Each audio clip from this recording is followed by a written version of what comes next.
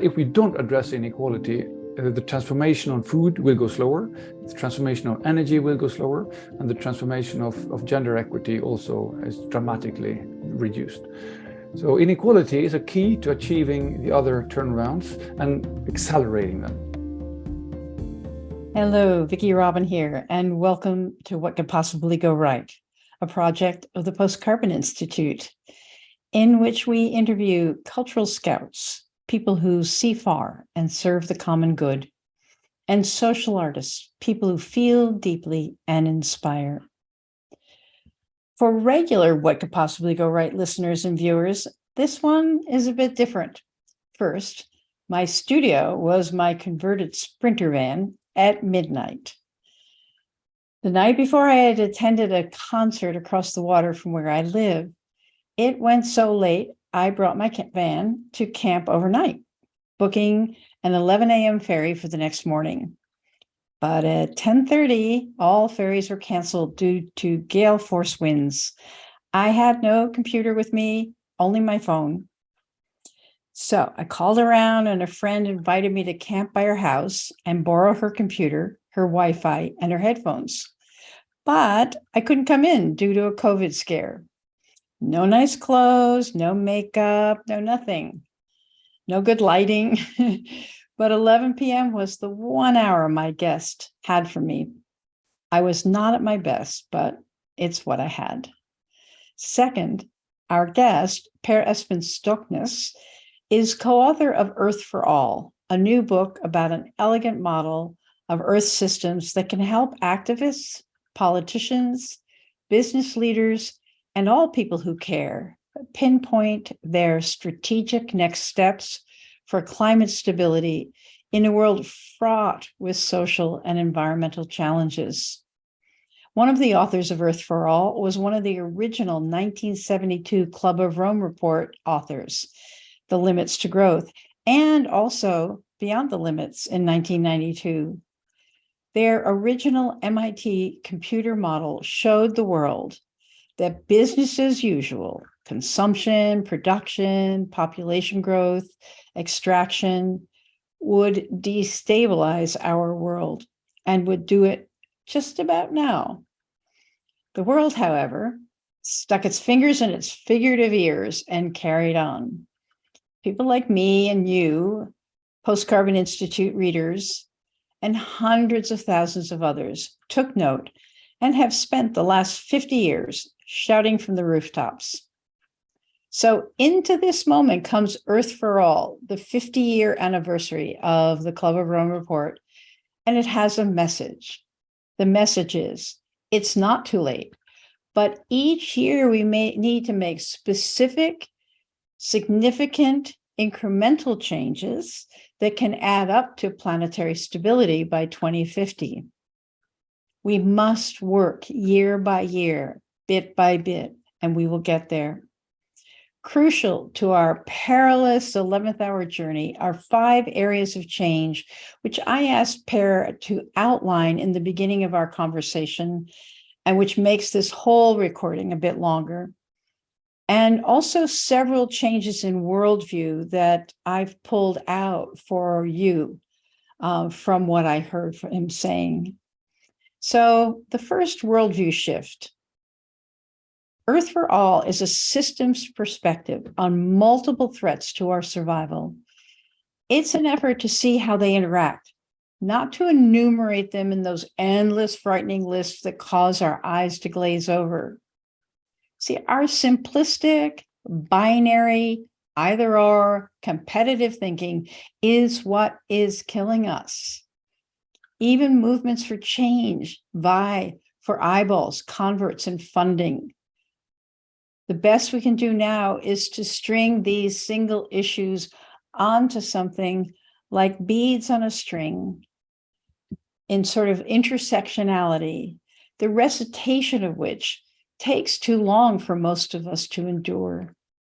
Per suggests that from their studies, from their models, working with the models, that extreme inequality is one of the major drivers. Without changing that, most of the rest cannot be changed because those who own the power and money cannot hear us.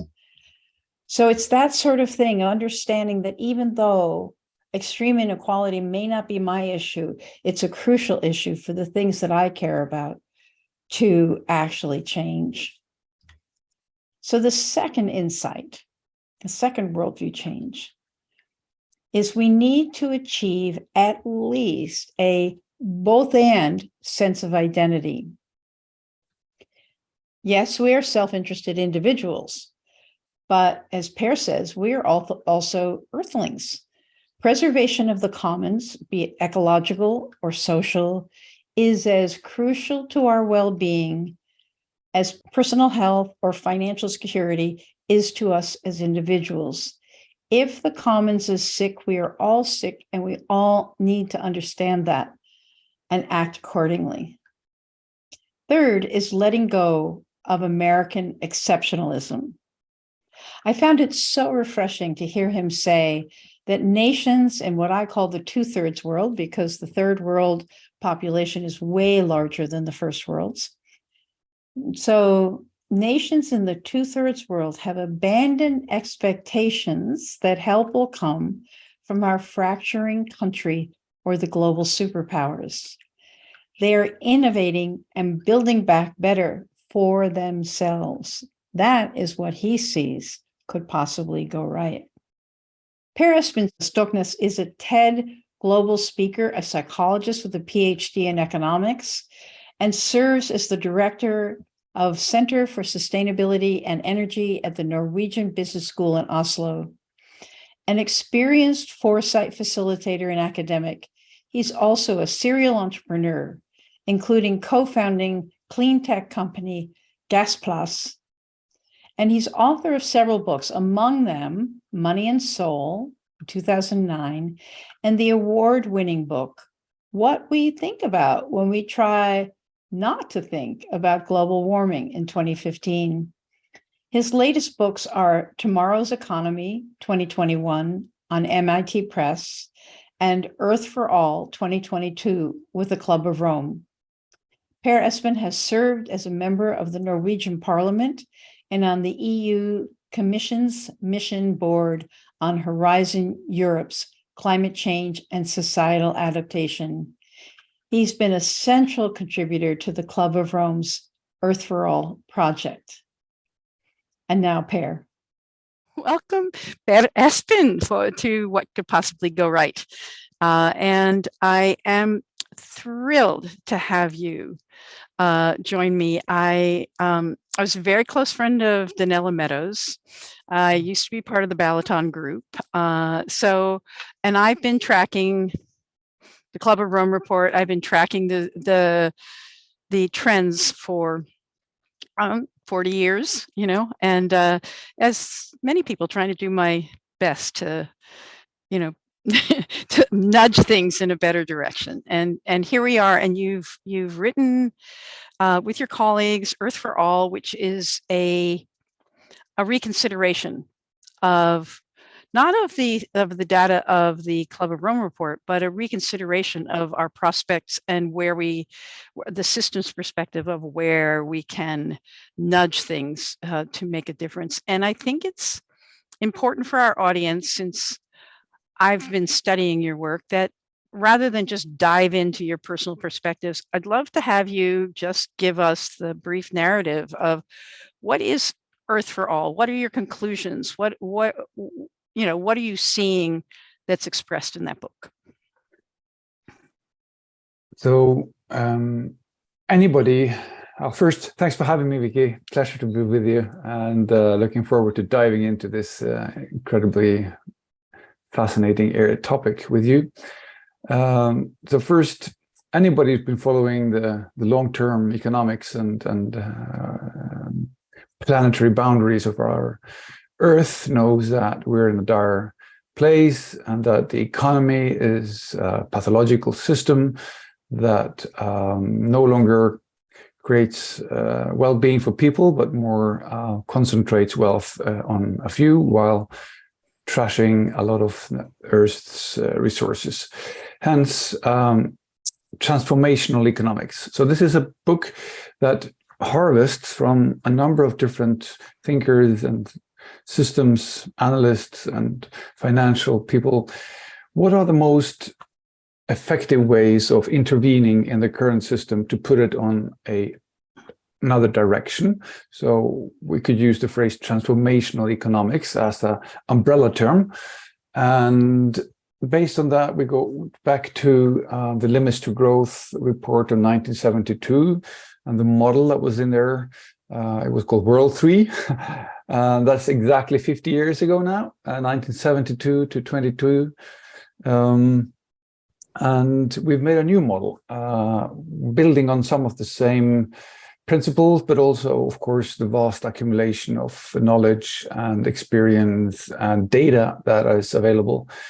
So taking the best from everybody who's working hard at transforming economics, then picking up the best from the traditional Club of Rome, the Limits to Growth, putting this together, both a model and a deep dive analyst network, we call it Transformational Economics Commission, and then finally creating a movement. So our project is threefold: new modeling, new economic thinking, and new way to connect people that is enabling with advice and concretization, which makes it into a plausible change, a story of how we are capable of turning the economic system around in a way that's attractive and that is plausible. So the vision is creating more well-being for most of the world within planetary boundaries before 2050. Mm-hmm. Yes, maybe so. Okay, so let's dive into that a little bit.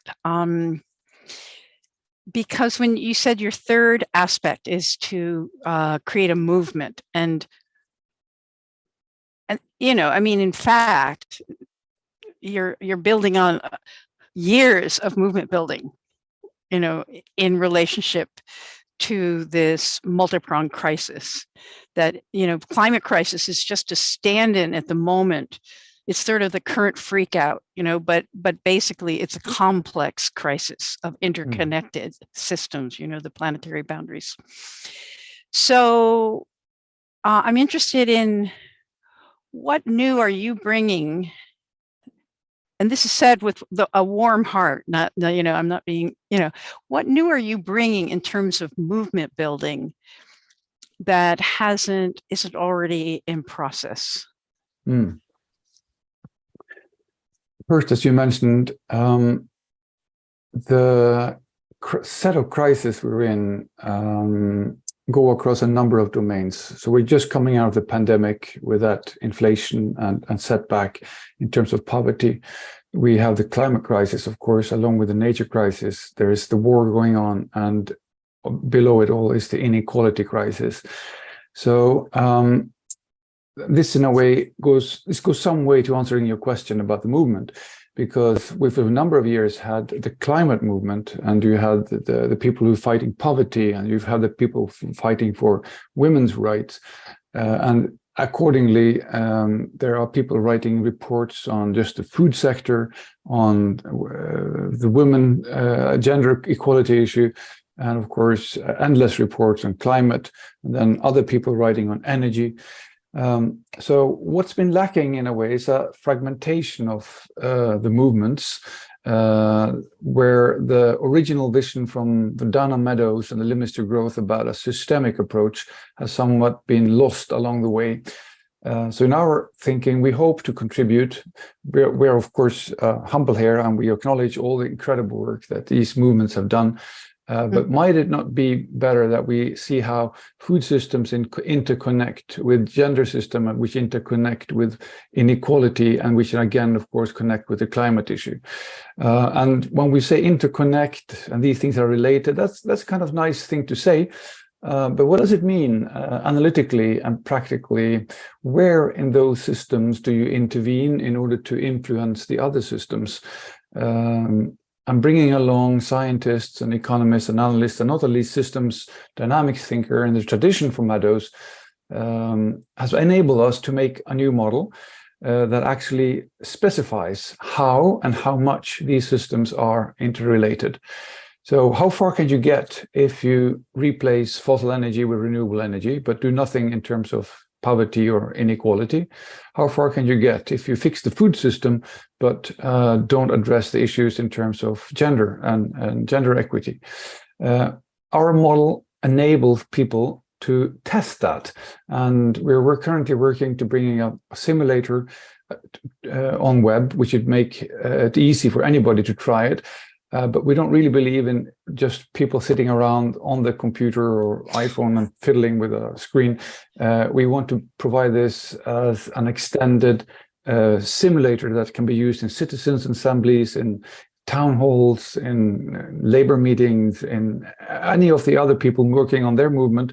How can they test and play with not just their own area, whether it's food or labor unions or energy, but connect that to global poverty or regional poverty and inequality? How much would it help our field if we reduced inequality, because that would increase the speed by which we could have transition towards electric mobility? And if you have increased access to electric energy, how would that impact the food system in low-income countries, particularly where there is no access to let's say, good refrigeration, so the high amounts of food waste, food loss? So this is the kind of thinking and the opportunity we would like to reach out to the existing movements with, assist them each in their own way in terms of how they want to expand their systems thinking. Does that make sense to you, Vicky? Is that something? It totally, no, it totally makes sense to me, because, you know, one of the transformations we're going through right now is from linear to systems thinking. It's like, I almost can feel in this world that there's a pressure, the pressure of the events in this world are pressing us for a breakthrough in precisely what you're talking about, which is the capacity to think in systems rather than in, you know, pet ideas. So in the absence of systems thinking, you get more polarization and you get more populism, because then the attractiveness of a easy, linear, one lever change, which seems emotionally to address the problems you're in, becomes ever more attractive and more prevalent and broader. On the other hand, if we run around speaking about systems all the time, but don't make it specific, you're equally fluffy in terms of holistic, sloppery, whatever.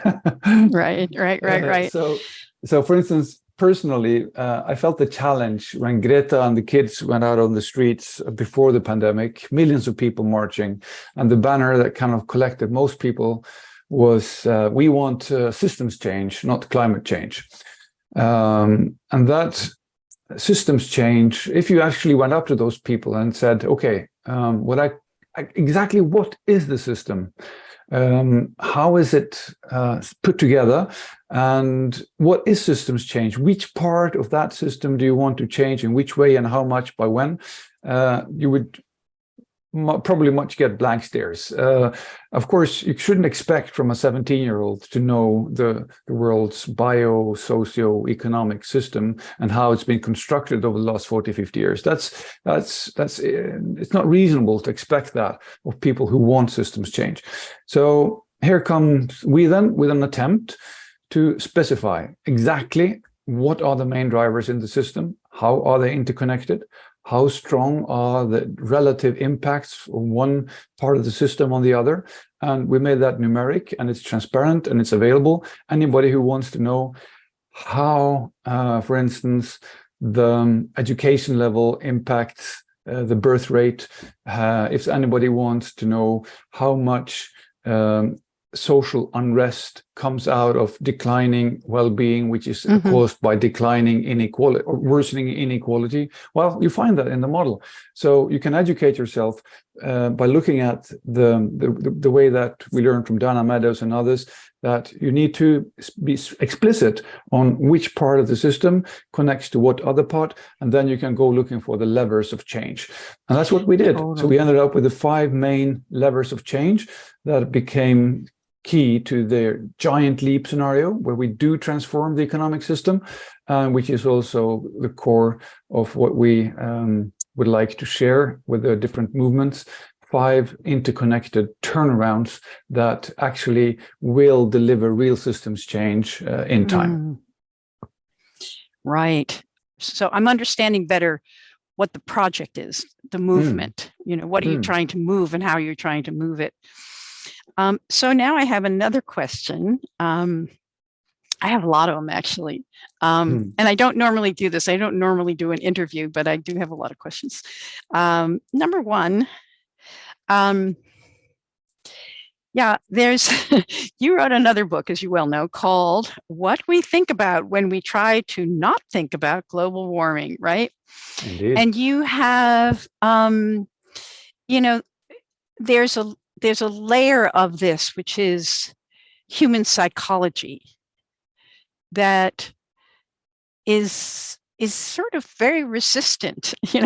There's points of resistance. It's psychologically, there's fear of change, there's need for status, there's the fact that we still have, reptilian brains.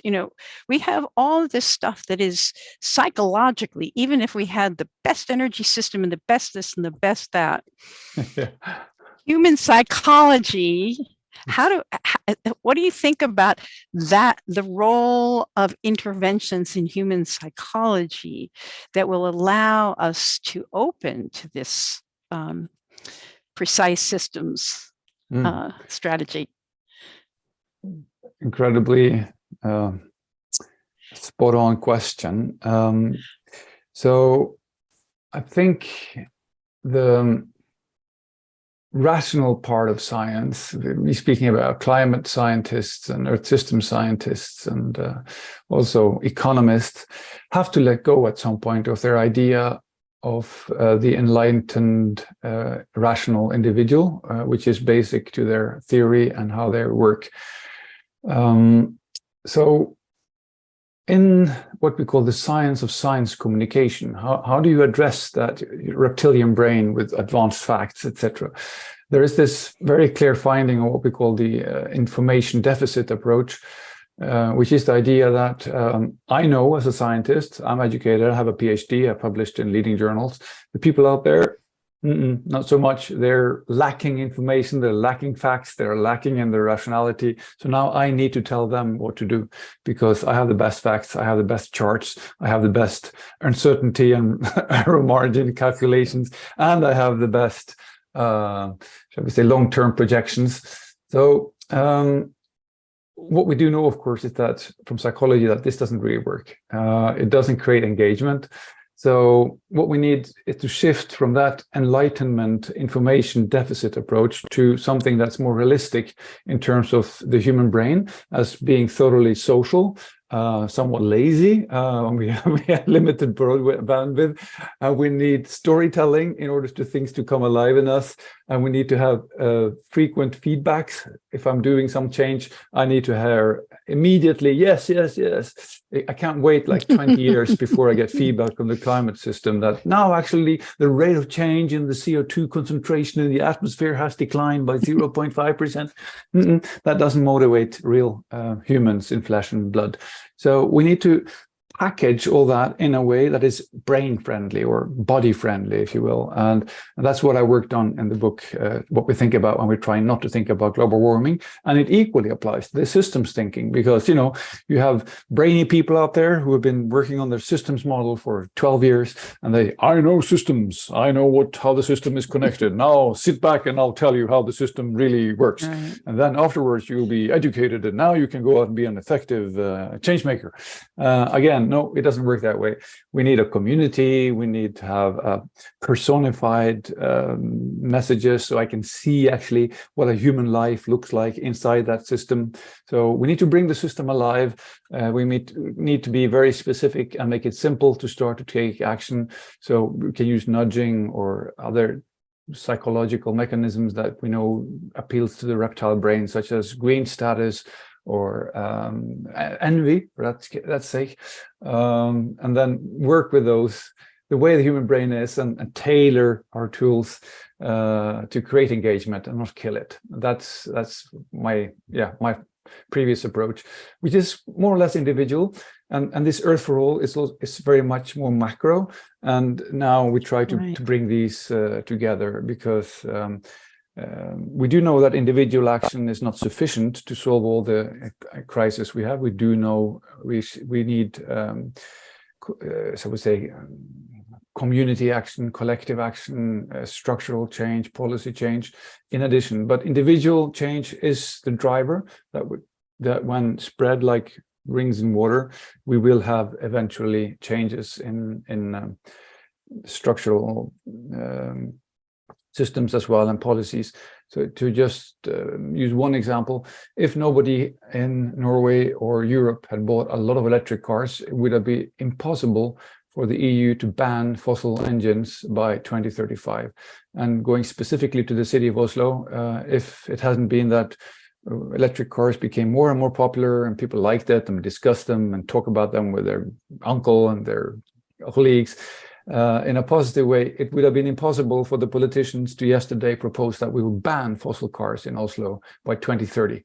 Now politicians are getting to the point where they can see that if we do this, then people will support us rather than kick us out. And that's the kind of systems change we need. Individuals and companies start transitioning along the lines we know from Earth system science, but making it attractive, making it fun, making it cool acceleration and glossy and whatever you want to get your attention from your peers and your neighbors. And then eventually you get that confirmation from the top down when the politicians say that, oh, wow, I want to ride this wave, you know, I want to lose that. Right. Now I can get votes actually by doing these things. So that's our theory of change. Individual change is necessary, but not sufficient. Eventually, right, we will need structural policy support from the bottom, and businesses can help both happen, both by making products and services easily available, but also by lobbying and telling politicians that actually this will increase our competitiveness, and our city or our state will be better off if we do it than if we do not do it. So hopefully our turnaround strategies could feed into that, so we really get systems change. Yeah, I do understand that. How are you factoring into your work right now the tendency toward authoritarianism that's happening in our world? Because, as you said earlier, if you keep on with linear thinking, you get into us, them, polarization, projection of, the devil onto other people, somebody else is ruining my life. So what have you and your team thought about that? I'm not an expert in American politics, but I do know enough about it that you're speaking from a position of pain with the elections coming up and a 40-year history of increasing inequality and rapidly escalating polarization over the last 20-25 years. So yes, we are worried about these things, and particularly we are very worried about the state of United States. And the key is really that I think all movements, whatever topic you work on, should focus more on the inequality issue. We have ample evidence that inequality is not just correlated with social tension, mental health problems, polarization, and even teenage pregnancies and violence. So when inequality goes up, so does social problems. And on our Transformational Economics Commission, we have some of the leading researchers in this area, which is Pickett and Wilkinson, which have a deep dive out on our website for free that everybody can look into, where with the strength of that causality, how inequality causes polarization, causes social tension, and makes it more and more difficult to coordinate and agree on shared solutions. So my answer to your question is that with or without social media, we need to address rapidly the ever-increasing inequality issue. And if we want stable societies, we need inequality to decline towards what we call a Palma ratio of 1, which seems to be an optimal level. It means that the top 10% incomes take no more than the sum of the 40% lowest incomes per person. Mm-hmm. So that means that we do accept there is inequality, because the communist idea of something that it should be equal, exactly equal to everyone, that would never work. But on the other hand, if the top 10% take maybe 10 or 7 times what the bottom 40% have, then you don't have a society. Then you have a constant state of conflict and maybe even civil war, violence. And that's not good even for the top 10%. So US now is in the area of maybe 3, Palmer ratio of 3, which means that the top 10% takes as much as 12 of the bottom 40% on average. So this is not something that can give well-being for a society or most people. So they need to get together, all the different movements, in terms of demanding that the top 10% pay more in terms of from their wealth and income for the majority. And it's not a lot. We're speaking about, since they already have 50-60% of the national incomes, just reallocating a few percent of that in terms of funding better jobs, opportunities, retraining, unemployment benefits, whatever, for those people who are at the bottom. And then also having even more progressive, maybe even a negative tax on low incomes. And then working with reimagining trade unions and strengthening worker rights. And finally, using something that the US already has, the Alaska Permanent Fund, which is actually a way to redistribute wealth created from the commons to everybody. So we use the phrase universal basic dividend rather than universal basic income, because it's really, US is the most wealthy country in the world. There's so much wealth that everybody should have a little share. I'm part of this society. I'm a citizen too. Why don't I get my fair share of the wealth of this country? So building that sense, building that sentiment that this is not, what you call it? What's the word the conservatives use if you... Socialism. They call it socialism. Okay, socialism, that's one word, but also if you give someone, throw money at people who don't deserve it, it's a special word for that. Exactly. But you know what I mean. Okay. I do. I know what you mean. I think they're using socialism, but it'll come to me eventually. Yeah. But this is actually a key to having a stable society where there is well-being and less violence and less division and less polarization. And this is not wishful thinking. This is deeply grounded science, social science research, showing that these things are very powerfully connected. So the combination of more progressive taxation, both on wealth and incomes, combined with strengthening worker rights, along with a universal basic dividend, would enable the US to improve on gender equity, on food systems, on energy systems, and fighting poverty. So these things are deeply interconnected, and we have, as I mentioned, done that explicitly. So if you go and look into the model, you can see how this will actually increase the rate of change in the other systems. So the point is that if we don't address inequality, the transformation on food will go slower, the transformation of energy will go slower, and the transformation of gender equity also is dramatically reduced. So inequality is a key to achieving the other turnarounds and accelerating them. Hopefully that's a novel message. It is a novel message. Yeah, I'm sorry to interrupt. It is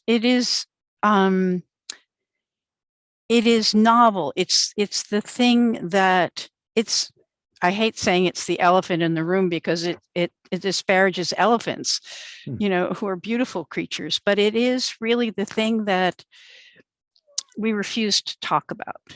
It is the byproduct of the the sort of the basic meme of, especially of North America, which is generating, the sort of forms for the rest of the world in many ways.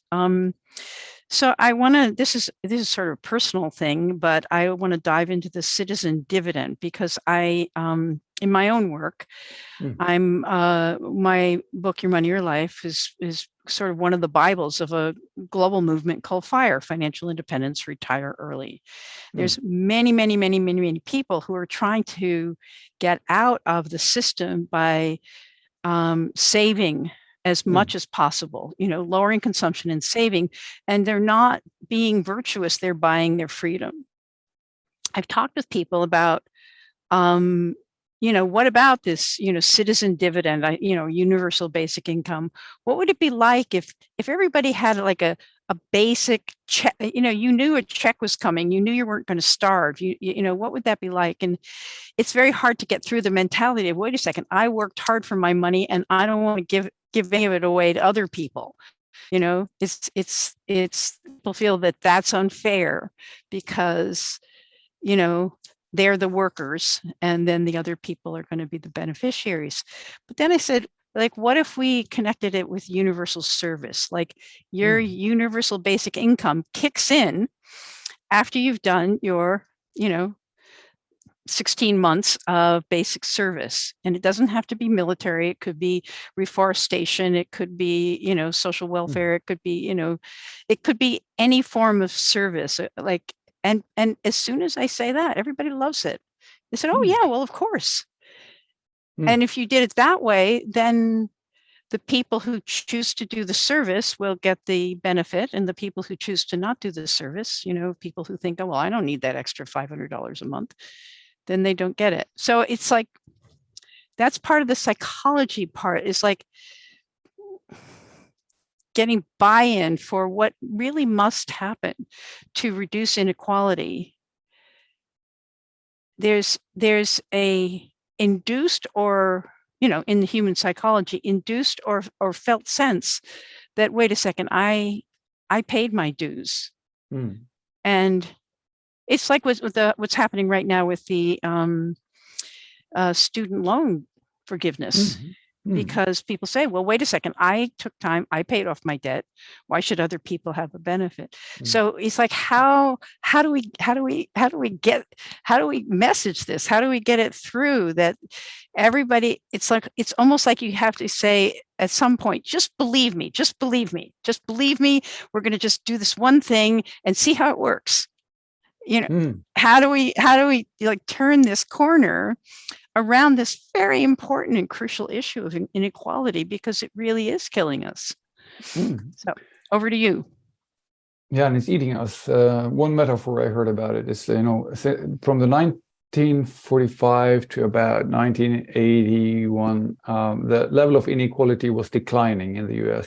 So the top 10% were contributing and the bottom 40% were catching up. And it was a time that even Donald Trump refers back to with what do you call it, nostalgia.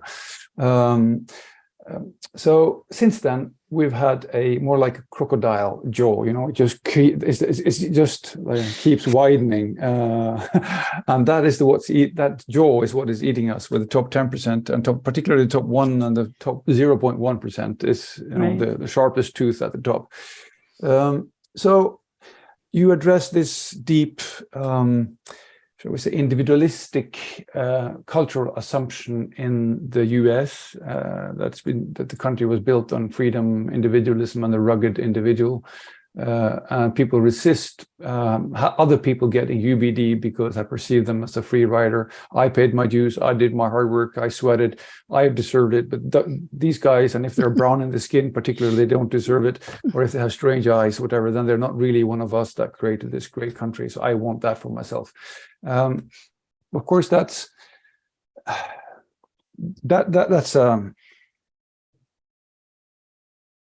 trap that is unavoidable as long as you see yourself as an atomistic individual, I think. However, if we think about us as earthlings, like this bird here, another earthling, we're both earthlings, we live on this land. I'm citizen, meaning I belong to this city, I belong to this place. Then I would probably be more open for considering that others are earthlings and others are citizens as well, that they are part of the city, I'm part of the city, we're here. So if we then look at the amount of wealth that is available in the state, in the city, in the country, and we see that a lot of the dividend from that wealth goes disproportionately just to a few people, not because they've done their fair dues, not because they worked hard, but simply because they controlled some capital or were able to capture some part of the commons, whether it's real estate or extraction areas or patents, and they have got an exclusive right to gather that wealth from that area while the others get zero. That is the issue. So in terms of patents, yes, patents are important, but they disproportionately go to those people who have the financial means by which to make them and defend them and get the best lawyers. So it's a way of extracting wealth from a shared set of knowledge that we have been co-creating. Same thing with real estate. Those who control the few acres that really are in the city attractive areas, a kind of disproportionate amount of wealth goes to exactly those few individuals. Extraction of coal, oil, gas, minerals, whatever. Same thing, so dumping the costs onto society and taking only the profits. Big data, the same thing. We leave lots of big data, which is really something we create together, whether it's social media or electronic traces, whatever. Everything goes to a very few people. And CO2 emissions. So, all these things draw their value for being able to take wealth from the commons. And I think the key here is to see that as a citizen, as an earthling, I have a right to a fair share of that because it's part of the city, it's part of the earth, part of the land on which we all live. And I don't really agree with you that I should have to pay my dues, because let's say I am disabled, or I was submitted to unfair growing up conditions. I have whatever life I've had. Not all of that is due to what I did, and we have human basic rights. I think we also have human basic responsibilities, and we should also have a basic human dividend to the shared wealth. And coming from that, if you look at how wealth is extracted from the commons, getting some of that into a citizens fund, and from that citizen fund an equal payout to everybody, or the 80% lowest incomes, that would be a clear reversal, a true turnaround, which would then have spin-off effects in terms of gender equity, food and energy transformation. And again, everything will not happen at once. And this is some cool things about exponential growth and mathematics, that if you do like 4 or 5% improvement every year, then by 15 years you've doubled it, and by 30 years you've quadrupled it. So in 30 years, one generation with a 5% rate of change in these systems, we would have totally transformed the economic system by 2050. So that's possible, that's plausible, it's doable. And the main barrier is that we have been stuck in that individualistic thinking, that we're separate, and we do not have a universal basic right to the wealth upon which society is built. So if we could change that mindset, then also food, energy, and gender issues would benefit immensely. I'm there. Count on me. We've explored a lot about your model and your thoughts. And so now I want to actually go over to what I always ask my guests on this podcast.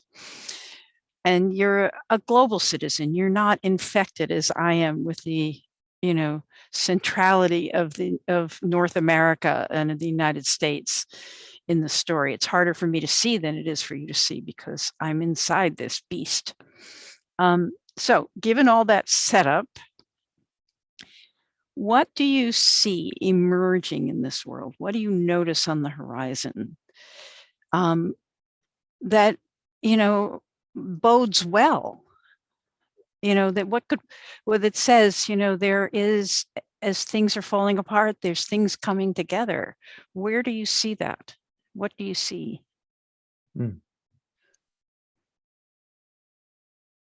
So let's start in a specific place.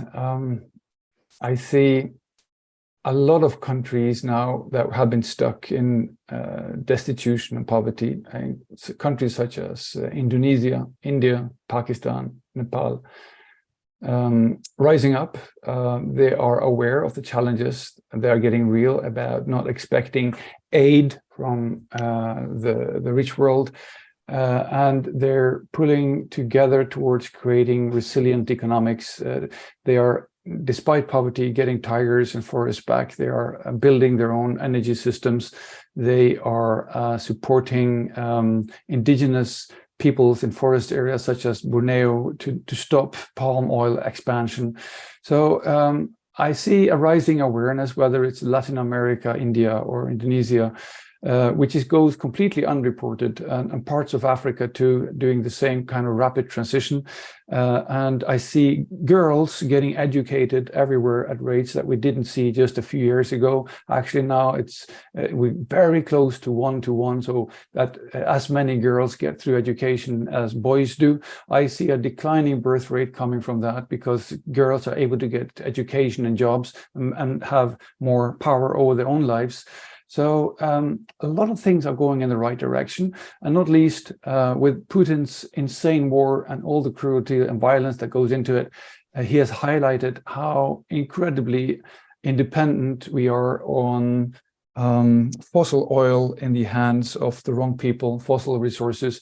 So the issue of freedom for energy, freedom of movement, and freedom of thought has become clearer again, in such a way that people will never go back to that dependency on a dictator's fossil energy, but we have to invest in freedom energy and energy security, which is eminently available now from the new renewable energy technologies at a much lower cost and a much lower price to the planet, and of course also cleaning up the air we breathe.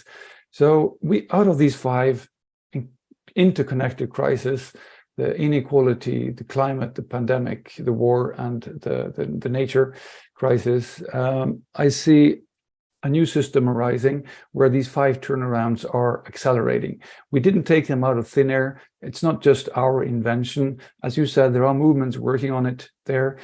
We need to see how these converge and how to accelerate that convergence. If we do so, I think we can do a giant leap, as the scenario we call it.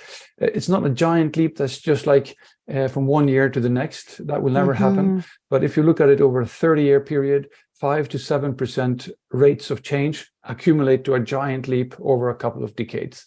And that's the power of long-term thinking. That's the power of systems thinking. If you go to the book, read our scenarios, you can see how these things come together. We are not utopians. We're not socialists. We're not kind of imagining some nirvana. These are actually within the economic system change, and we're just looking at how quickly do you have to pull these levers every year, and then we're there by 2050, making it fully.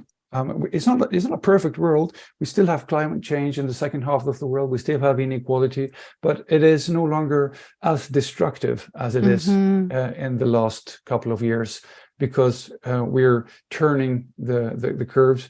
We see that population is slowly stabilizing and declining, and education levels and the amount of sustainable infrastructure per person is slowly built up over the last the decades from 2020 to 2060. So that world is fully doable. We only have to turn up the rate of change to full watts ahead, not full gas ahead. And we have to get that train going now. Now is the time, and happily the crises are there to motivate us. Yeah, I'm very inspired by what you said, and not in some heady way. I can see the possibility very clearly, and I can also see that sitting inside the United States, it's harder to see what's going on than it is if you sit elsewhere in the world.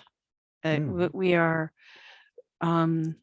we have blinders on here because we have gotten soft being in the heart of the empire. then you don't see as much as people who are on the outside of that. So I really appreciate that perspective, and I very much, my creative juices are going around this idea of how do we language the tipping back the economic inequality to something that is more equal. That is, how do we create that narrative that people can see the common good, that they're going to be, the common pot is their pot. Like if we just put things into the common pot, then we can all get a ladle and ladle out of the common pot. And part of our struggle right now is that a lot has been taken out of the common pot and put into, on silver platters elsewhere. So, and we can imagine that. We can imagine the common pot. Yeah. Right now, the costs are externalized from the companies and put into the social post. So the costs are socialized while the gains are privatized. Totally. So a lot of times it's like, how do we, I think it's possible to create those narratives without depending on creating class hatred. It's not about class hatred. It's about, isn't it wonderful how beautiful this earth is and how generous and abundant it is? And wouldn't it be wonderful if we all had at least a fair share of it? We don't have to have the same share, but if we had a fair share, then we would all prosper. Wouldn't that be great? There's a way to speak about this. And I think that we're so glued to the present moment crises that we're losing, some people are losing the ability to speak in that way about there would be no value to real estate if I didn't appreciate this city and everybody wanted to be part of it. There would be no value to patents if everybody didn't use them. There wouldn't be value to social big data if everybody didn't contribute, and there wouldn't be any value to new technologies like Tesla or iPhones if the government haven't put money into R&D. So we should all have a share of the collective effort that we made to making these wonderful things be real. And that's what the issue is really about.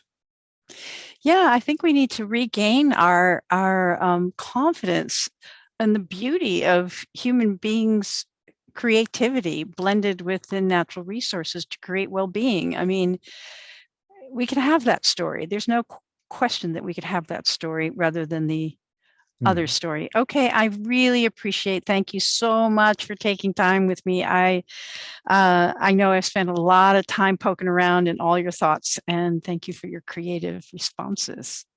Thanks so much for reaching out, Vicky, and it's a true pleasure speaking with you about these issues. Hey, thanks for listening. Don't forget to subscribe and leave us a 5-star review so that this hopeful message can get out to more people.